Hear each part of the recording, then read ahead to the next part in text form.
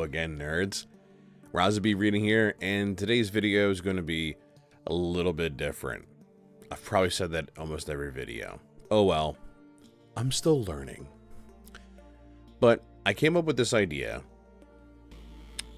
a little bit late, honestly. Today's video is going to be about I guess we'll call it the beneficial interaction of tabletop RPGs and autistic individuals.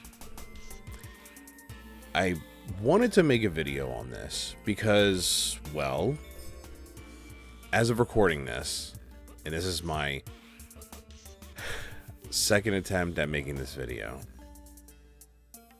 it is now the day after Autism Awareness Month. But as you are, or you might be, aware, well, autism just doesn't go away. It's cool to have an awareness month and everything, but our autistic relatives and friends and strangers, they're all year round.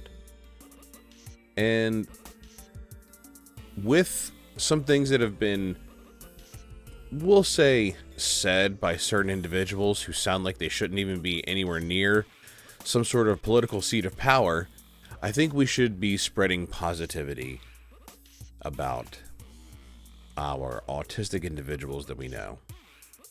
Neurospicy people, if you will. Hell, more people are probably on the spectrum than we might even know. A lot of people go undiagnosed for many years. I mean, look at the example of Jacksepticeye. He just got diagnosed with autism, I believe, late last year or early this year. I should fact check that, but I know for a fact he did receive the diagnosis of being autistic. I don't know how severe or whatever, but, you know, a lot of people don't really go for those assessments. And there's a lot of reasons why. I mean, mental health issues in this country are a bit stigmatized, and I'm putting that very lightly. But autism is one of those things that there's a lot of stigma behind it. Yet, there's no real reason for it in my eyes. I know plenty of people who are on the spectrum or neurospicy.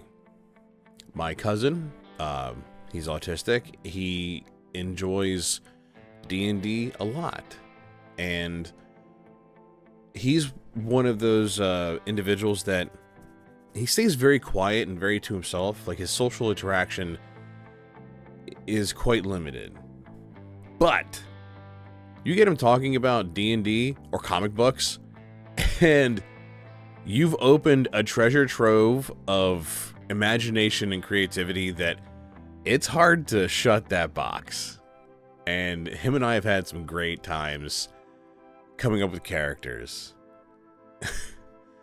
I can't think of the name off the top of my head, but we made a character while at work, because he sometimes he used to come with me when at my job, because I drive a truck and whatever, and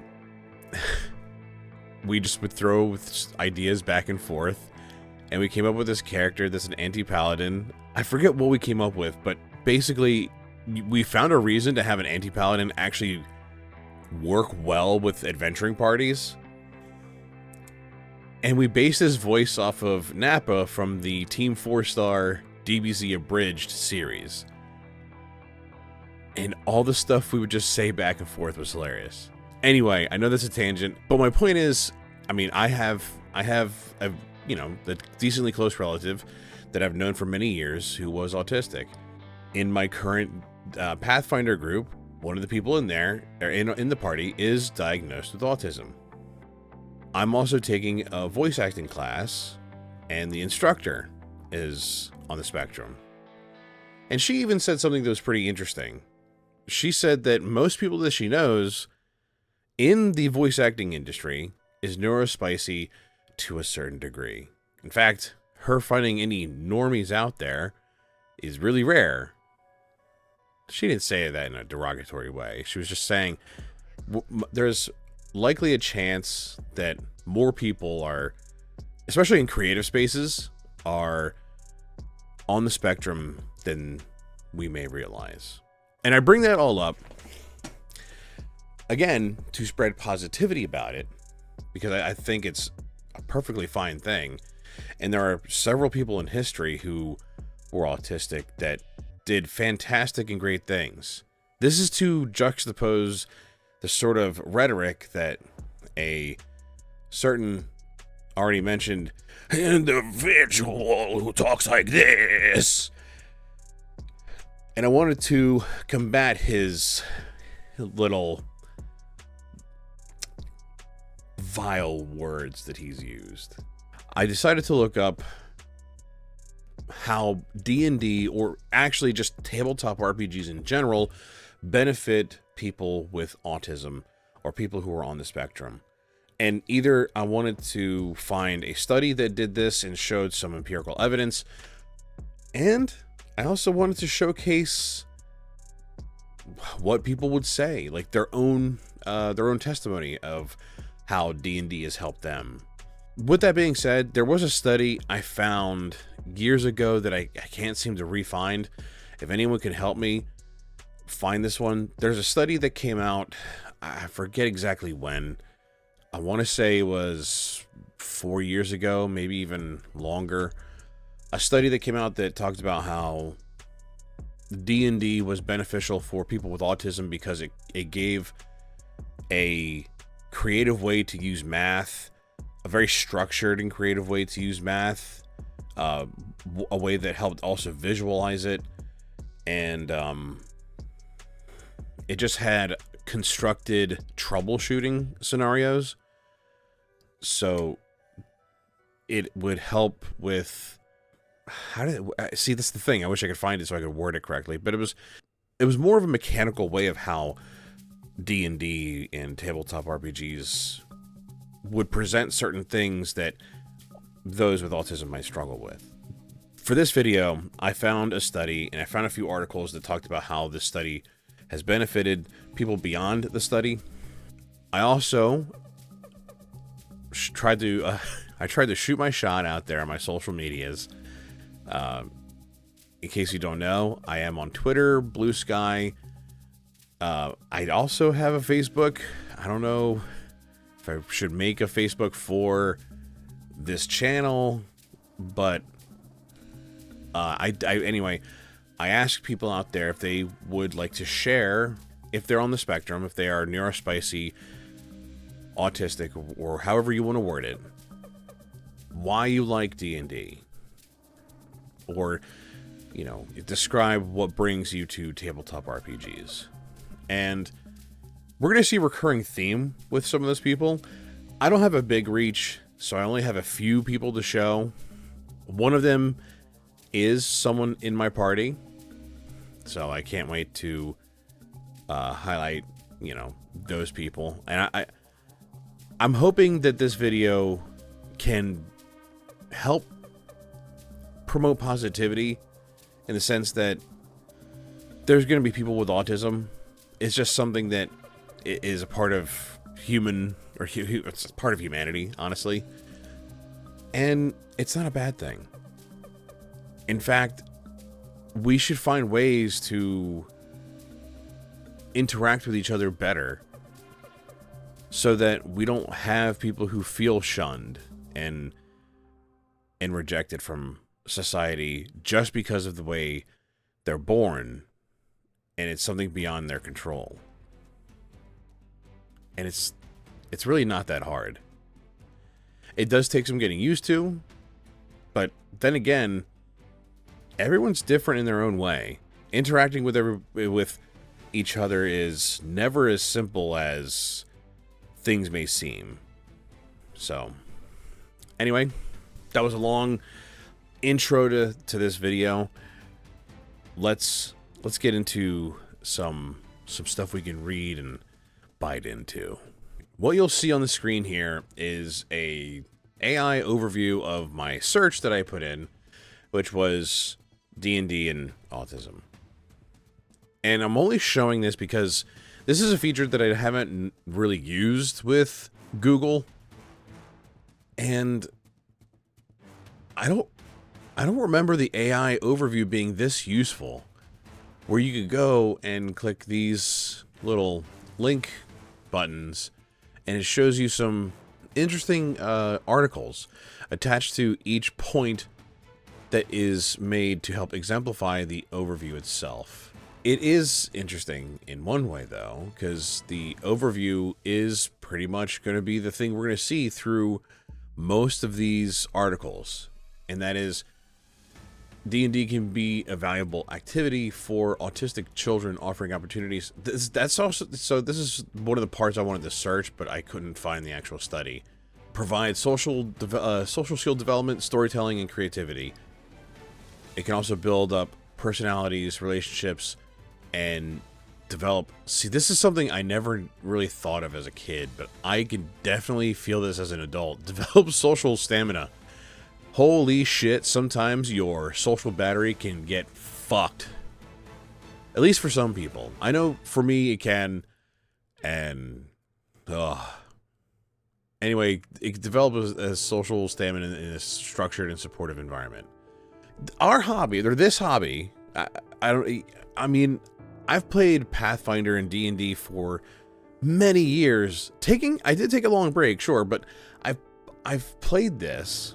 I've seen D&D when I was a kid, when it was heavily stigmatized, and to think that it could bring an actual benefit was never something that was on my radar. Yet when I'm presented with these points, they make so much sense. It's ridiculous. I hope I'm not the only one who shares in that regard, shares that amazement. Anyway, let's get to some actual articles. Here's our first article. It is from Ars Technica. It is written by Jennifer Ouellette. I hope I have said her name right. This came out last year. It's about a study. Playing Dungeons & Dragons helps autistic players in social interactions. I can make a character quite different from how I interact with people in real life. Ah, yes, vinyl mats. I'm probably going to get back to using this very soon, in fact. Since its introduction in the 1970s, Dungeons & Dragons has become one of the most influential tabletop role-playing games. It's supposed to be TTRPG very much. I'm not going to say TRPG. No, it's always going to be TTRPG. Because it's how I visualize it in my head.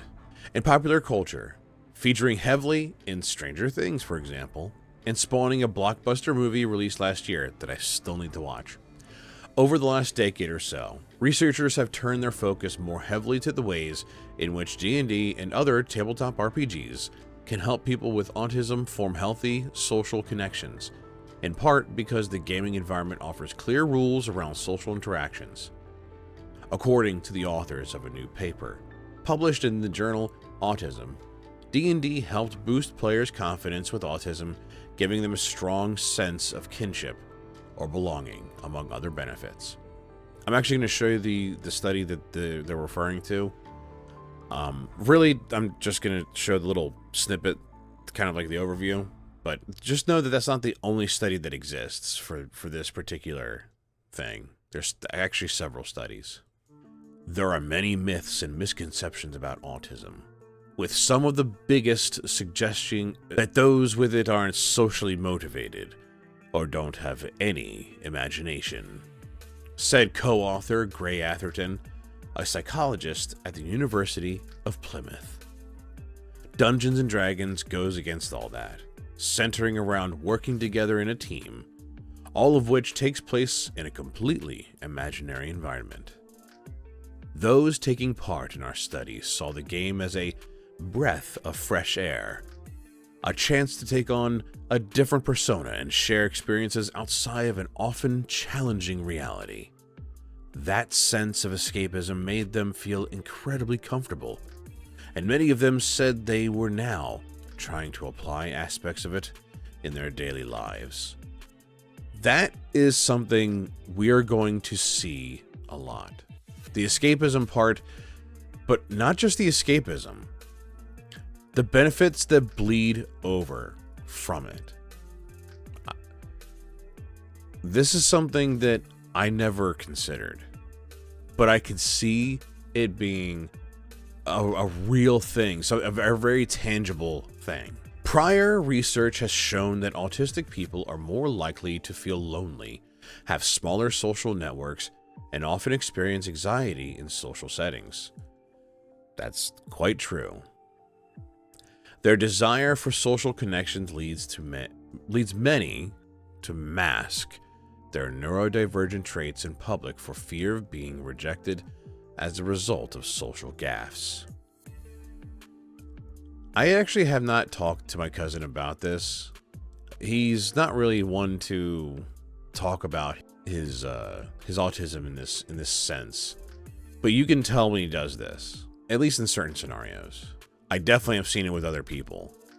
I think every autistic person has had multiple instances of social rejection and loss of relationships. One of the study participants said when Atherton et al., I don't know why that's there, interviewed them about their experiences. If someone could explain that, it'd be great. You've done something wrong. You don't know what it is. They don't tell you. And you find out when you've been just, left, shunned in relationships, left out. It's traumatic. Tabletop RPGs like D&D can serve as a social lubricant for autistic players. I'm sorry, that shouldn't have made me laugh. Lubricant. According to a year-long study published earlier this year, co-authored by Atherton, because there is less uncertainty around how to behave in game, unlike the plethora of unwritten social rules that make navigating social settings so anxiety-inducing.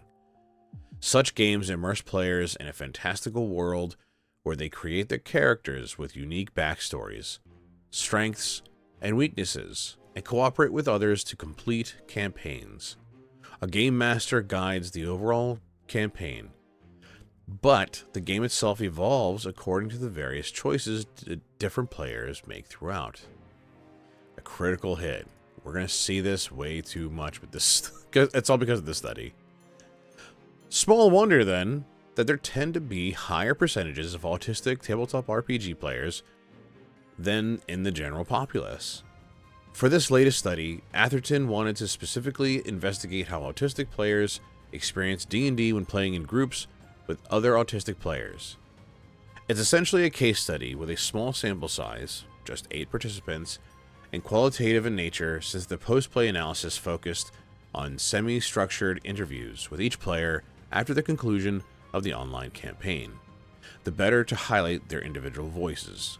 Now, when it comes to studies, typically having a sample size of only 8 people is usually not all that great, but the points made in this are things that I have seen recurred in greater populaces of tabletop RPG players.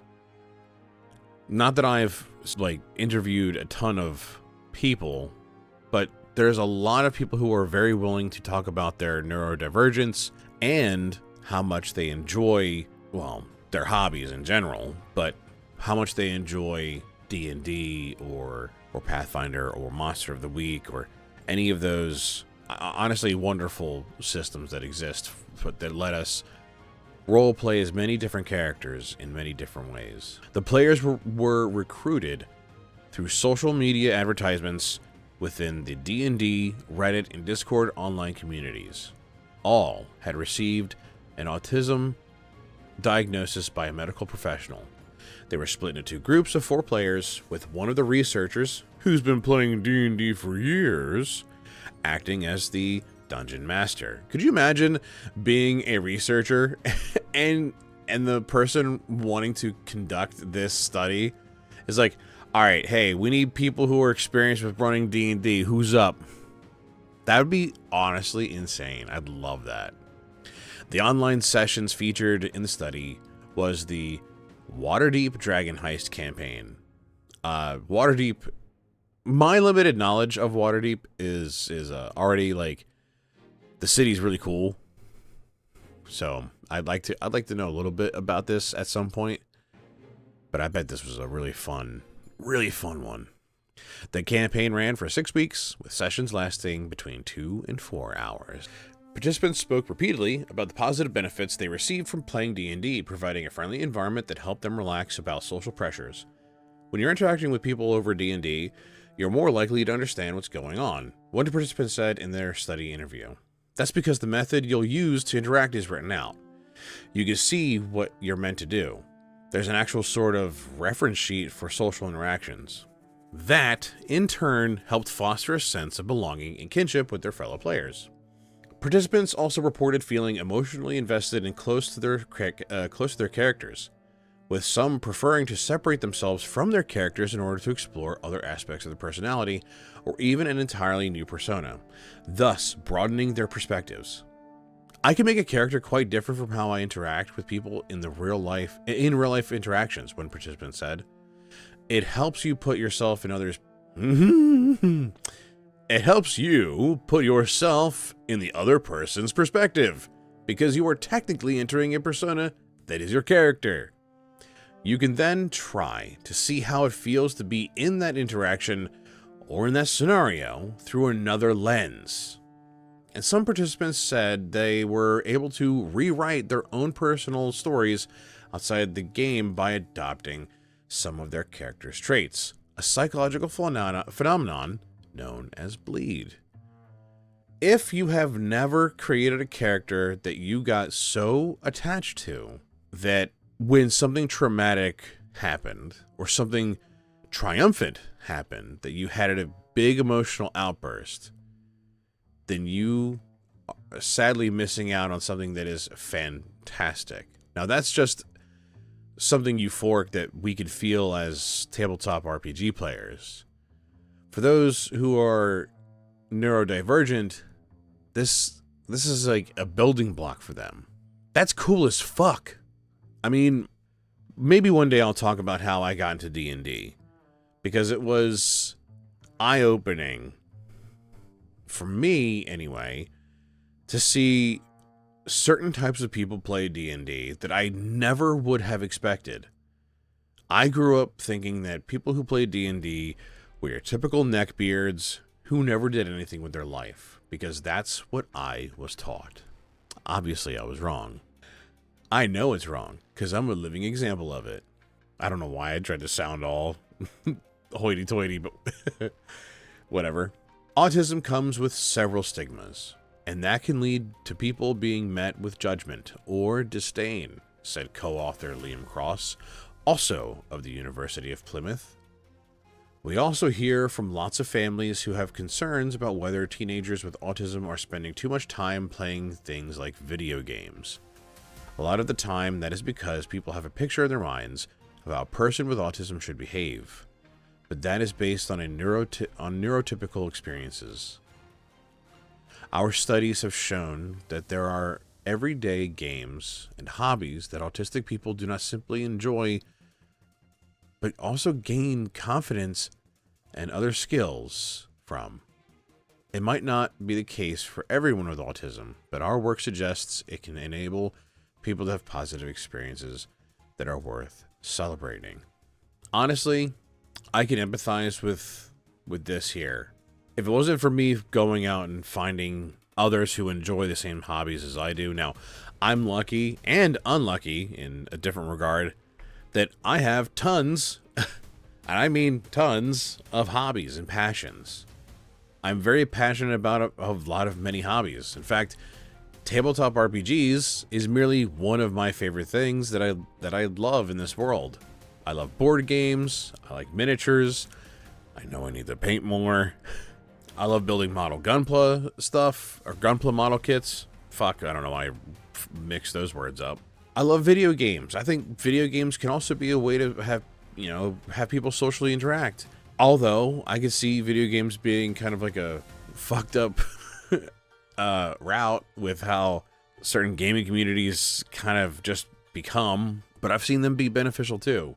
Anyway, this is all to say that the underlying thing about this is providing an environment for those who are neurodivergent to be able to come into, feel safe, and interact safely and comfortably with others is just an overall, just a great benefit for people. Even Liam here says it doesn't need to be just D&D. It could be other stuff, other hobbies. And I feel like part of this can translate to the whole, you know, opening up your hobby spaces to more people could be more beneficial than not. I mean, I'm not going to try to translate this discussion to gatekeeping, but basically, you know, board games, D&D, painting, just different hobbies being open for those who think differently is just overall creating a more beneficial environment for people in general. On to the next thing. Now, I'm not going to go through the entire article here, but we're going to show a few more articles that talk about the benefits of tabletop role-playing games and autism and whatnot. This one came out before that study, and I wanted to just, you know, show that this isn't just like a one-time thing. I mean, that should be very obvious. I don't know. I just want to, I feel like showing it. I feel like there's a benefit to showing it. What are tabletop role-playing games? Group therapy can be more engaging than you ever imagined. The tabletop RPGs are a form of roleplay where players get to design their own characters, participate in an unfolding story by describing their character's actions, rolling dice to determine the outcome of that. Yeah, like this article here talks about how role-playing games can be used as a group therapy, just like that study had said. It basically made a group therapy or group activity for autistic individuals to come together as a group socially and navigate social interactions. Benefits of role-playing games can be life-changing, especially for neurodivergent, highly sensitive, and twice exceptional clients. That's actually a new one. I have not seen that one. Autistic players in particular can benefit from having a space to explore who they are and how they want to engage with the world around them. One tabletop RPG we've been loving at TheraThrive. Oh yeah, I forgot to say this is from TheraThrive. I should have mentioned that. This is also written... where's the author? There is no author! Yay! Here at TheraThrive. One tabletop RPG we've been loving here at TheraThrive is City of Mist, a game about an enchanted city where characters are part human, part myth. Players get to select a fictional character to base themselves on and inherit the powers, values, and hardships of that character.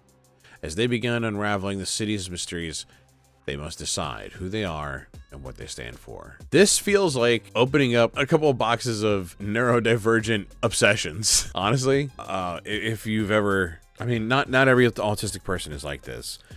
But a few autistic people that I know, when you start to talk about something that they're very interested in, they will release the floodgates on that topic. One person that I know, for sure, is very obsessed with Greek mythology. Mythology in general, but Greek mythology. And this City of Mist feels like you are opening up a couple of, like, cans of obsession. You can base yourself on off a fictional character. Okay, pick Odysseus and choose his powers, values, and the hardships he had to endure. That, like, actually sounds kind of cool. That's something I didn't quite think about. Many autistic people are highly sensitive and can struggle with emotional regulation more than allistic, non-autistic. I did not know that's what that was. Individuals. Emotional regulation is the ability to navigate intense emotions without becoming overpowered or resorting to unhealthy coping mechanisms, like shutting down, for instance. Factors that can help with emotional regulation include positive self-talk, flexibility, and the ability to reach out for support. Yo, that is something I wish I could do. In TTRPGs, players undergo a number of situations which challenge them to cope with frustration, perfectionism, and disappointment. Despite players' best efforts, their characters sometimes experience setback and loss. In City of Mist, characters are torn between the ordinary and mythical parts of their personas, between their real-life identities and the legends unfolding beneath the surface. The challenges they face teach them to adapt to changing conditions, encourage them to rise to their destinies. Many players take on issues which mirror ones they are facing outside of the game, and practice navigating their emotions from a comfortable distance. Within the safety of the game, players get a chance to see how setbacks make their characters stronger, and learn to accept success and failure as equally important parts of life. TTRPGs can help players experiment with role expansion and world building. I can link these articles in the description below if anyone wants to read them. I don't want to, I guess the word, maybe not the best word, but I don't want to waste people's time with reading everything verbatim. But these are all interesting things. And honestly, this can benefit those who are allistic. See, I'm learning things. This can also benefit allistic people as well. I mean, I know people who aren't diagnosed that struggle with emotional regulation all the time, you know? Maybe I will read this because I'm interested in what they mean by role expansion. In everyday life, each of us have a number of roles we step into at different times. For adolescents, some of these roles might be autistic, gifted, outcast, student, friend, artist, or geek. As we grow up, we get to decide which of these roles we want to hold on to and which one we want to let go of. Can you let go of the autism? Last I checked, you can't. Can you let go of the gifted? I don't think you can either. I guess you can let go of the rest of these. I think that's a weird way of putting that. But what do I know? Autistic individuals are often pressured to fit into societal roles that don't fit them. They are surrounded by unspoken social rules and expectations, and can sometimes experience an overwhelming pressure to fit in. I feel this 1000%. Sometimes I don't feel like I do fit in with a lot of people. Now, to be fair, in my immediate area, there are specific reasons for that. I won't say it in this video. Tabletop RPGs create space for players to try on different roles, which might feel scary, ambitious, unrealistic, or even frowned upon in real life. My first thought is, I know somebody who has said out loud that they wanted to know what it feels like to bite a person, we'll say. And yeah, you can totally play a vampire in D&D, and I don't know why, but that was like the first thing that came to my head, because there are probably certain taboo things in life we would like to try, but we hold ourselves back because, you know, we live in a society that would discourage such practices. But a tabletop role-playing space would allow for you to step into that. It'd be a safe environment, essentially. An RPG character can be any gender, have any job, dress in any way, and have unlimited interests and motivations. In City of Mist, each character has specific strengths and weaknesses, core identity traits, and a defining event that shaped the course of their life. The world of the game becomes a non-judgmental place for players to experiment with these attributes, free from the constraints of a society which seeks to put us all in boxes. Could you imagine how this can help someone who wants to start doing, for instance, writing books or creating comic books? The idea of being any gender, having any job, being any sort of class in society. Yeah, this can open up some creative juices. Now, for the rest of us, I'm not going to read everything because we've seen this. It builds communities with like-minded people. That's awesome. That's great. It's a great environment for neurotypical people. It can help players explore their creativity and special interests. This feels like it should go without saying, especially with City of Mist that lets you dive into mythological characters from anything. That's awesome. I love that.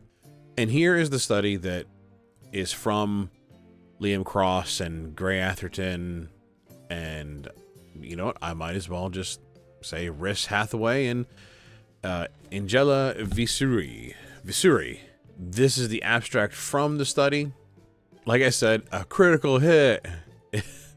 We're seeing it because the study itself has this in it. Fucking guys. Dungeons and Dragons as a buff for autistic people. I love it, but it is cheesy. But who doesn't like a little cheese? Abstract.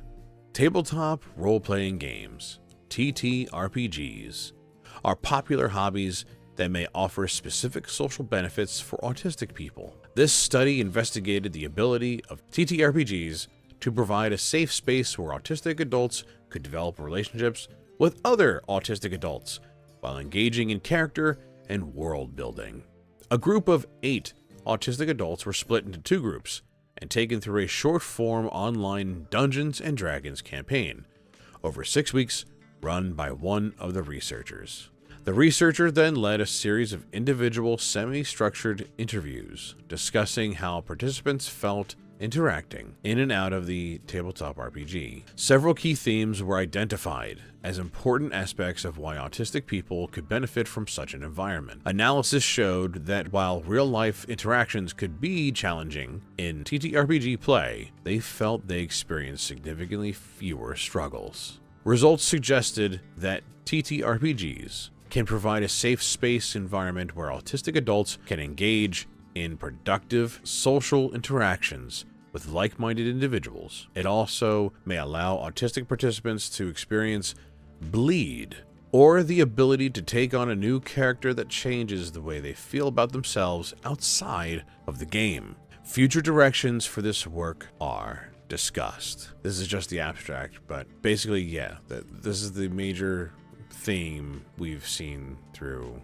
the articles we've looked through. Now, let's keep moving. Here we have an article that shows basically someone's perspective of how D&D helped, or at least how they used their, used their autism to help their D&D game, which to me shows a bit of a symbiotic relationship with this person.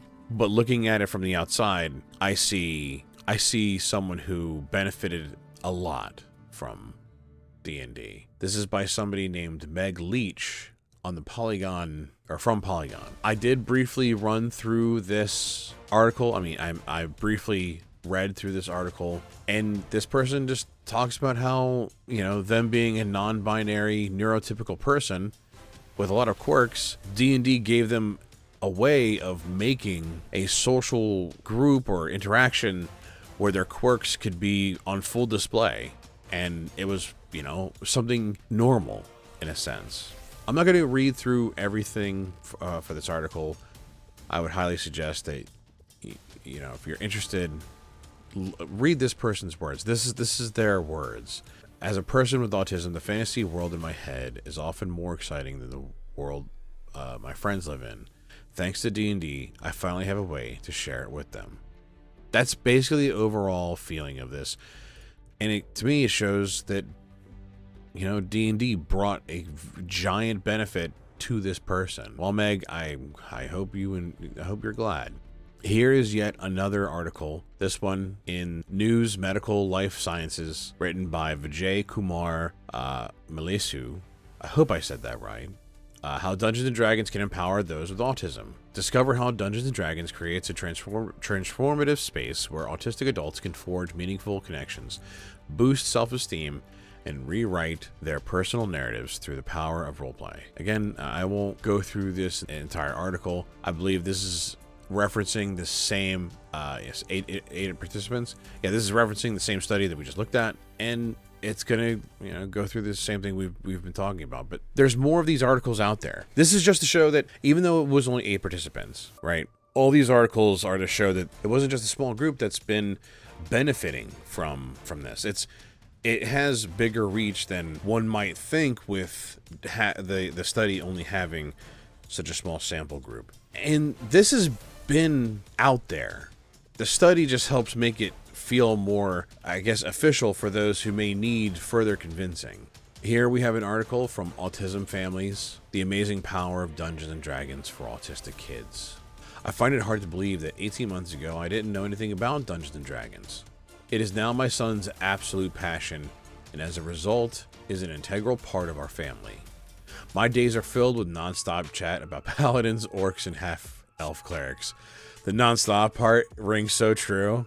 Oh, like I said, if you've ever opened up an autistic person's passion, you are in for a ride. If I'm honest, I don't always understand the ins and outs of what he's telling me, but I love to see how happy it makes him, and his enthusiasm is contagious. That is, yeah.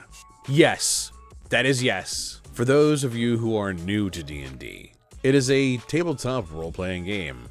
This article was written, by the way, in 2020, submitted, maybe not article, this is just a forum post, I suppose, by Fip Sammy. I don't. Good name. A small group of. Anyway, yeah. If you don't know what Dungeons and Dragons is by 2020, you're a lost cause. A small group of players each have a mythical character and are taken on an adventure in their imaginations by a dungeon master who runs the game. If you've ever watched Stranger Things, you'll know what I mean. For someone whose child loves computer games, it is a breath of fresh air to have an activity that he loves which just uses his imagination, his words, and some dice. Our introduction to D&D came 2 years ago when I read an article about the positive impact of D&D for people with autism. So when a friend of ours wanted to teach his daughter how to play, I asked if we could join in. I had thought my son would enjoy it, but was thrilled at and quite what an enormous success it was. Sir, was thrilled at how enormous success it was. It was particularly wonderful because at the time we were newly out of school due to anxiety, so anything that helped us engage with other people was brilliant. A quick search online found me the amazing Bristol Adventures Guild, run by Jamie Ross. Jamie is hugely skilled. I wonder if this person is not 100% a native English speaker. Trained by the NAS, and most importantly, is a really nice guy who the kids love. We haven't looked back, and because D&D can easily translate online via Skype, it was our most successful activity over lockdown, allowing social contact to continue for kids who are at great risk of isolation. I am constantly recommending Jamie to anyone I know with an autistic child who loves fantasy and myths and has a great imagination. Dungeons and Dragons has honestly been a godsend for us. For my son, it has boosted his self-esteem and confidence, helped him practice social skills in a way that is relevant to him. Players have to work as a team, negotiate and deal with things not going their way. Reignited the love of reading. There are lots of D&D books. Fired his imagination, developed his IT skills. Thanks to COVID, sessions are now online. Developed his math skills. You have to roll several dice to see what will happen. And has introduced him to a whole new tribe that I really believe will be with him for life. Most importantly, it makes him really, really happy. Honestly, I already read this. I know it doesn't sound like it, but I've already read this, and this part honestly brought a tear to my eyes. When I tell other people about the success of D&D for us, they are often surprised. There is a commonly held false belief that autistic people lack imagination. Oh, that's so false. This is so untrue. My son has the biggest imagination of anyone I know, and given the popularity of D&D amongst the autistic community, I'd say he's not alone in that.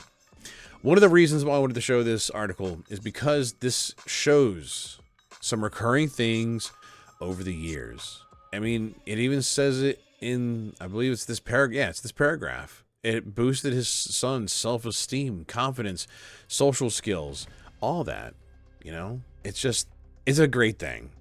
All I want to do is say that this is a great thing. That's basically my whole reason for making this video. That's it.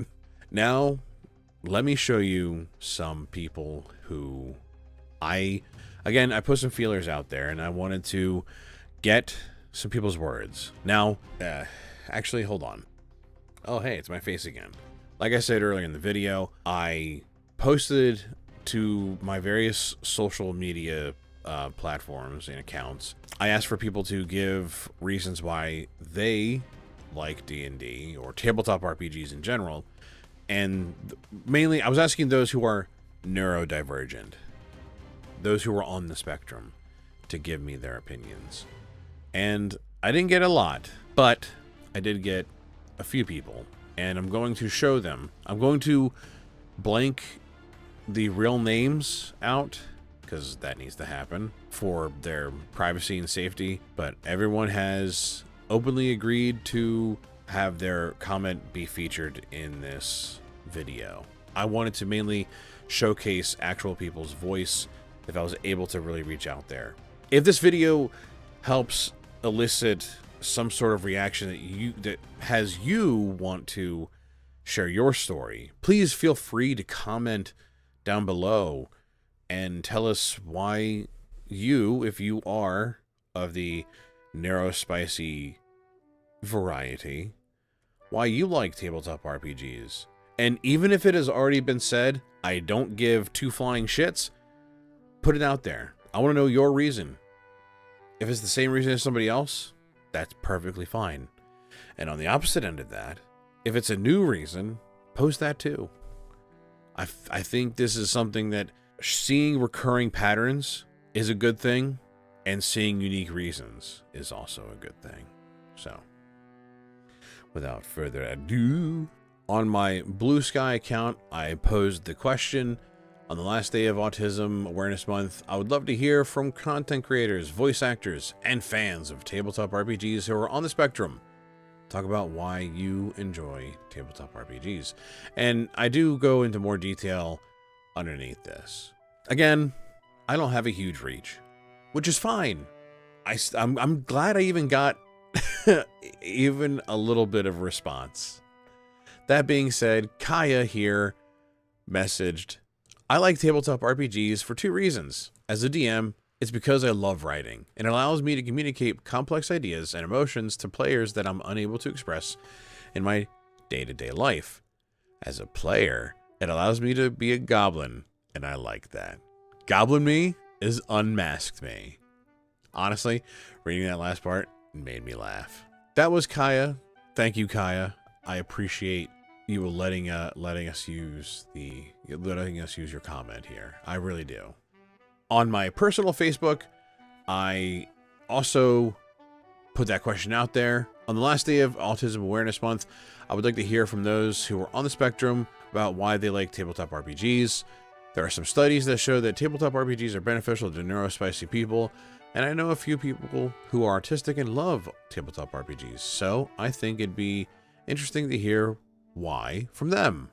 I plan on making a video about this to not only spread awareness of autism, but to also show positivity towards it in tabletop role-playing.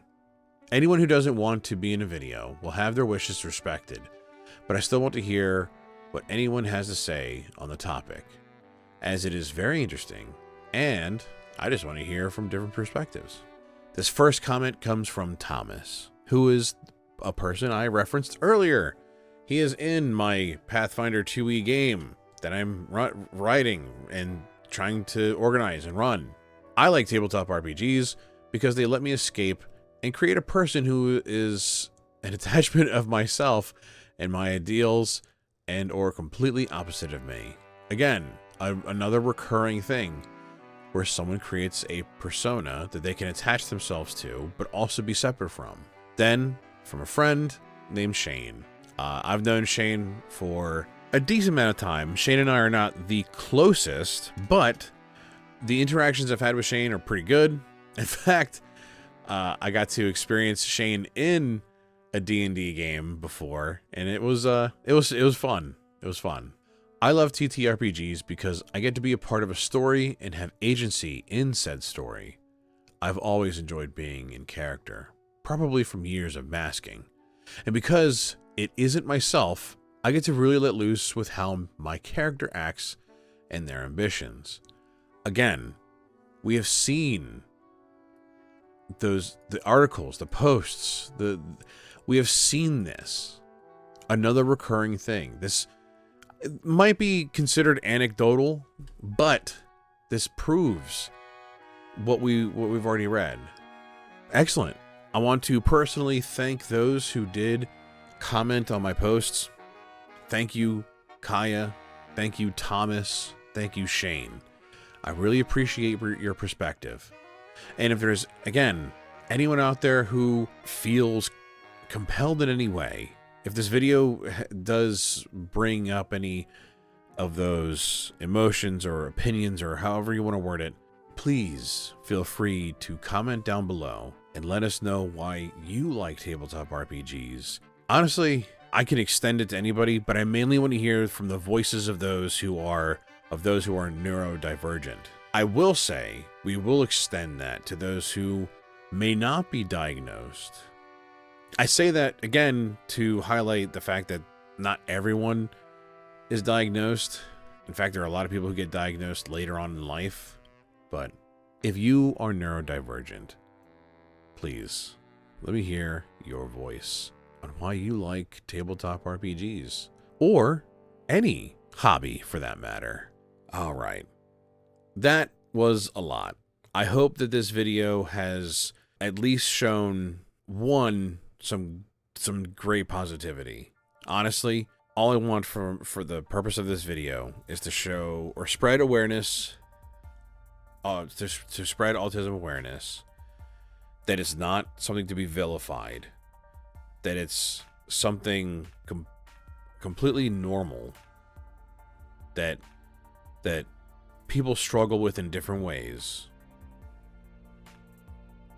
and that there's very positive ways that we can go about interacting with it. Like I said, that's the purpose of this video. If you enjoyed this video, please leave a like, subscribe, comment down below. For this particular video, I really want to see if anyone is willing to share their voice and share why they like tabletop RPGs while being neurodivergent. I will say this, I'm not a perfect person. If any part of this video has come across as offensive, or if I have approached this wrong, please let me know how I could do better in that regard. Just know that I came to this with the best of intentions for the purpose of positivity. And if I'm going to be 100% honest, ever since I heard RFK say the stupid shit that he did, I just want to spite the man. I'm not going to mince words. He can go fuck himself. But that's that. I didn't want to bring that opinion until maybe this little last part anyway, because I didn't want that to help. I didn't want that to taint the video. I know I made fun of him earlier, but I didn't want that to taint the video overall, or at least shadow the main thing that I wanted to focus on. I do want to put it out there. Fuck the guy. He's stupid. I can't stand him. How can anyone take a guy who talks like this seriously when he's vilifying autism and saying shit like people with autism won't be able to have jobs and shit? That is not the way to go about helping your fellow man. With that being said, I hope you enjoyed this video. I only mean for the best, and I know there are people out there who have autism who found something very positive with tabletop RPGs. And that's awesome. Hell yeah. Whew, that was a doozy. I'll see you in the next video. Be kind to each other out there. And as always, be good people. Bye-bye.